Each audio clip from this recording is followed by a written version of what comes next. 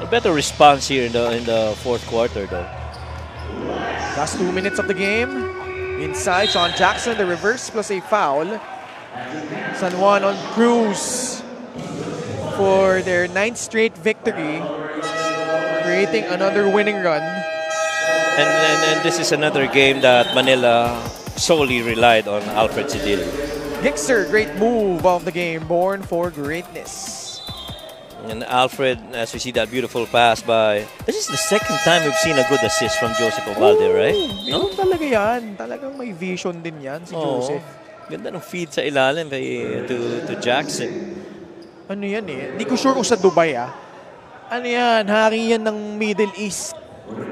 Sa mga liga-liga doon. Doon sumikat yan si Joseph Obalde, Coach Mike. Because I got to cover him sometime in the other San Juan teams of the other leagues. Oh. And so when we got here in the MPBL, I'm just surprised that, you know, parang almost lucky charm na siya para dito kay Sen Jinggoy. In San Juan, yung seasons pass nila, they started in season 2. So this is already their 6th season in the MPBL. At least North Division Finals appearance sila lagi. Champion sila season 2, season 3, mabot sila National Finals, talo lang sa Davao Occidental. And then season 4, 5, and 6, sunod-sunod na North Division Finals. Talo sila sa Nueva Ecija in season 4 and lost back-to-back season 5 and 6, so Pampanga naman.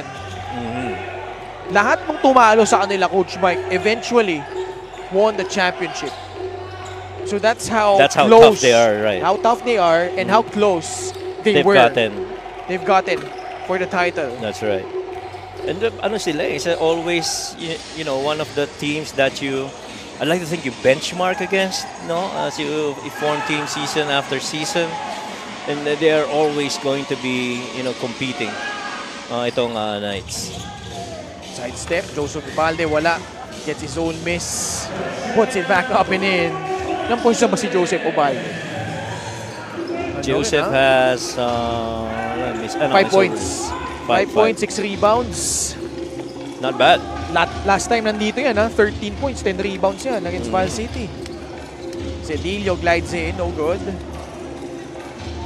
Ito, inintay na lang natin yung final score talaga dito. John Galinato with a basket, 88-59. Fortunately for Manila, it's back to the drawing board.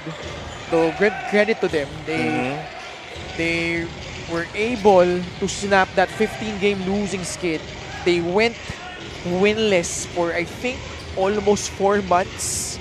Yes. Kasi kung tatandaan mo yung pinakaunang laro laban sa Marikina, inaipanalo nila Tapos sunod-sunod na pagkatalo, bumawi sa Pasig. But man, San Juan is on a tear. Just in time for that highly anticipated matchup in Zamboanga, going up against Ilagan Isabela, 5-star Cowboys, and taking care of business as usual dito sa San Andres. Yeah, on the perspective naman of Manila, relatively a better finish.